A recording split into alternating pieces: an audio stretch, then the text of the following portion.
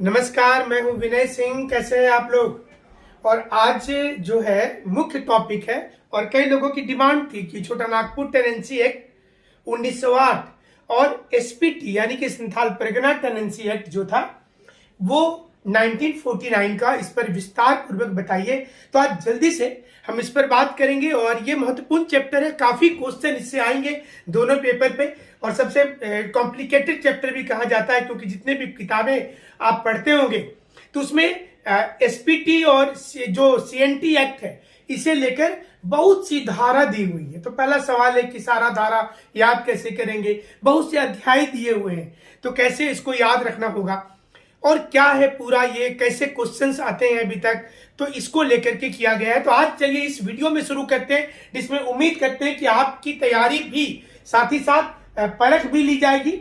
और अगर दिक्कत हो रहा है चैप्टर में तो जरूर अच्छा लगेगा। और हमारे चैनल को सब्सक्राइब आपने अभी तक नहीं किया तो कर लीजिए। जेपीएससी के तमाम क्वेश्चन आपको यहाँ पर मिलेंगे। तो चलिए जल्दी से, छोटा नागपुर टेनेंसी एक्ट क्या है? ये सबसे इंपॉर्टेंट चीज कि छोटा नागपुर टेनेंसी एक्ट क्या है, ये सबसे इंपॉर्टेंट है और इससे जुड़ी हुई महत्वपूर्ण पहलू सभी अध्याय इस पर बताएंगे।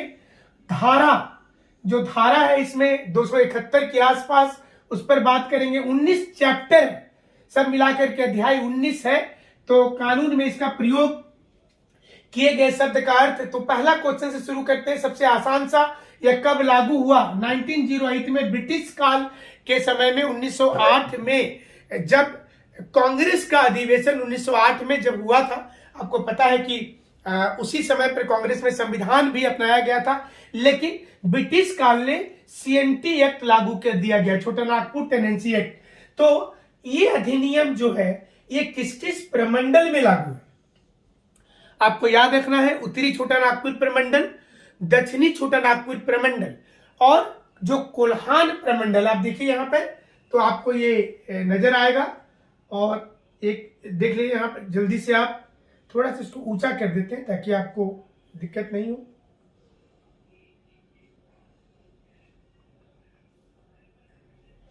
अब देखिए आप कि ये जो है छोटा नागपुर काश्तकारी अधिनियम का, जो आपसे पूछ रहे थे कि उत्तरी छोटा नागपुर प्रमंडल और दक्षिणी छोटा नागपुर प्रमंडल में ये लागू है, और पलामू प्रमंडल और कुल्हान में। तो उत्तरी छोटा नागपुर, दक्षिणी छोटा नागपुर, पलामू, 3 नंबर पर पलामू, और चौथा कुल्हान, जो चाईबासा वाला क्षेत्र है। चाईबासा, जमशेदपुर, सरेकेला, खरसवां, इस इलाके को कोल्हान प्रमंडल कहा जाता है। तो कोल्हान, आपको पता होगा, प्रमंडल में कमिश्नर का पद होता है। तो ये इन प्रमंडल में छोटा नागपुर अधिनियम जो है वो लागू है। अब अगला सवाल ये है कि ये जो काश्तकारी अधिनियम है, इसके अंतर्गत किस एक कानून के द्वारा इसके अधीन नगर पालिका या अधिसूचित क्षेत्र समिति या कोई भी सैनिक छावनी को भी इसमें सम्मिलित किया जा रहा है? तो इसमें बिहार उड़ीसा नगर पालिका अधिनियम 1922, तो 1922 में इसमें पहली बार बदलाव हुआ 1908 के कानून में। और इसमें जो नगर पालिका है और जो नगर निगम वाला क्षेत्र है, उसके अलावा जहां जहां पर आर्मी कैंटनमेंट बोर्ड होता है, तो सैनिक टाउन होता है, जैसे रामगढ़ है झारखंड में, तो सैनिक छावनी वाला आर्मी कैंट सिटी कहा जाता है। और कुछ कुछ इंडस्ट्रियल सिटी में नगर निगम नगर पालिका नहीं होता है, जैसे कि जमशेदपुर। तो जमशेदपुर में अधिसूचित क्षेत्र समिति है, जिसको नोटिफाइड एरिया कमेटी कहा जाता है। तो इसमें ये भी एक प्रावधान है, क्वेश्चन आता है कि जो क्वेश्चन आता है उसको भी आपको बता दें कि क्वेश्चन ये आता है कि जब सीएनटी एक्ट लागू हुआ तो इसके अधीन नगर पालिका और अधिसूचित क्षेत्र समिति या कोई भी सैनिक छावनी इसे सम्मिलित किया जाएगा, तो ये किस एक्ट में आएगा? तो 1922 का बिहार उड़ीसा नगर पालिका एक्ट इसका नाम था। तो आपकी तैयारी कैसी है ये भी हम साथ में पता कर रहे हैं, आप भी आंसर देते जाएंगे कि किस एक कानून के द्वारा जो है, किस अनुसूची में यह कहा गया है कि छोटा नागपुर टेनेंसी एक्ट जो है वो ये धन्यवाद को धनबाद आप पढ़ेंगे, इसको आप धनबाद पढ़ें। धनबाद एवं सिंहभूम जिले में लागू होगा। तो ये किस अनुसूची में कहा गया है कि अनुसूची में कहा गया है कि जिसमें ये धनबाद एवं सिंहभूम जिले में लागू होगा। तो ये आपको हम जल्दी से बता दे रहे हैं कि इसमें जो अनुसूची 2 है, ये अनुसूची 2 जो है जिसकी धारा 2 बोलेंगे और दूसरी धारा का अनुसूची 1 और 2, मतलब ये जो है धनबाद और सिंहभूम में लागू होगा। इसमें आपको याद रखना है कि इसका आंसर होगा धारा 2। ये धारा 2 में है और जो अनुसूची लिखेंगे तो उसमें आप लिखेंगे कि धारा 2 का अनुसूची क और अनुसूची ख, इसका अनुसूची क और अनुसूची ख में ये प्रावधान किया गया है कि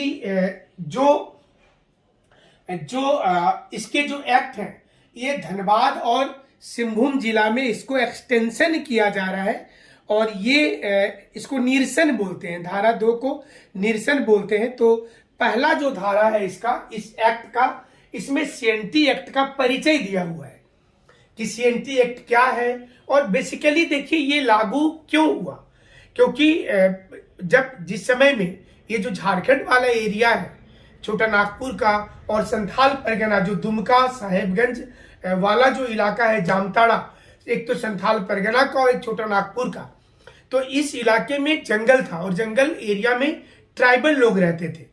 तो जब जंगल के क्षेत्र में इन्होंने खेती के लायक जमीन बनाया होगा, खेती करना शुरू किया और वो जमीन इनके वंश के अनुसार ट्रांसफर होने लगा।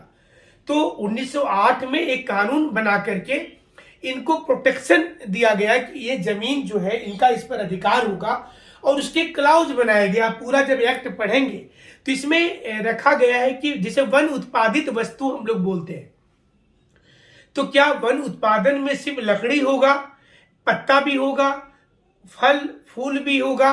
वन उत्पादन में क्या वहां की मिट्टी भी आएगी? वन उत्पादन में क्या जानवर के सींग भी आएंगे, जानवर का चमड़ा भी आएगा, किसी भी प्रकार की चीजें आएंगी? तो इसको अलग अलग धारा में जगह दिया गया है। उसी प्रकार से इसमें इसे मुंडा सिस्टम को भी इसमें बताया गया है। जब हम लोग कृषि की बात करते हैं या कृषि के अनुसार में राजस्व मुक्त या खास महल जमीन की बात करते हैं तो इसकी भी जानकारी दी गई है कि जो राजस्व मुक्त जमीन होगी और एक राजस्व युक्त जमीन होगी। तो पहले जो लगान होता था वो राजा के समय में कुछ जमीन का माफ कर दिया जाता था। तो क्या वो खास महल का एरिया, आप ऐसे जमशेदपुर में आएंगे तो खास महल आपको मिलेगा, धनबाद में जाएंगे, रांची में जाएंगे तो खास महल का जोन मिलेगा जहां जहां पर राजा पट्टा देता था। तो इसको अलग अलग धारा में लिखा हुआ है, तो बहुत मुश्किल नहीं है आपके लिए समझना। तो चलिए अगला क्वेश्चन पर आ जाते हैं कि किस अनुसूची में, जो आपको बता रहे थे कि किस अनुसूची में ये कहा गया है कि कोई भी थोड़ा सा क्वेश्चन हम आगे और बढ़ जाए, एक और क्वेश्चन पे आ जाते हैं। क्वेश्चन है कि झारखंड सरकार के अनुसार झारखंड में कृषि वर्ष कब से शुरू माना जाता है? तो आपको आंसर करना है। अगर आप आंसर जानते हैं तो आप आंसर कीजिए और फिर हम तो आपको बता ही रहे हैं कि जो छोटा नागपुर टेनेंसी एक्ट के क्लाउज में दिया हुआ है कि झारखंड सरकार के अनुसार झारखंड में कृषि वर्ष कब से माना जाता है। तो आमतौर पर आप देखिए इसका आंसर कि आमतौर पर झारखंड में 1 अप्रैल से शुरू होता है। आप जैसा जानते हैं कि झारखंड की जो जलवायु है वो मानसूनी प्रकार की है, तो आमतौर पर ये 1 अप्रैल से होता है। लेकिन मानसून का डिपेंडेंसी अगर लेट हो जाए, अगर मानसून 1 महीना डिले हो जाए तो गवर्नमेंट अनाउंसमेंट भी कर सकती है कि ये 1 मई से हम मानेंगे। तो ये समय समय पर इस पर चेंजिंग होगा। तो ये क्वेश्चन के बाद हम अगला क्वेश्चन की ओर चलेंगे कि छोटा नागपुर काश्तकारी अधिनियम में इस क्षेत्र के काश्तकार के हित में जो उधार स्वरूप धन के भुगतान के प्रतिभूत करने के लिए जमीन रखी जाएगी उसे क्या कहते हैं? तो इसको बोलते हैं भुगुत बंध बंधक। भुगुत बंध बंधक कहा जाता है इस जमीन को।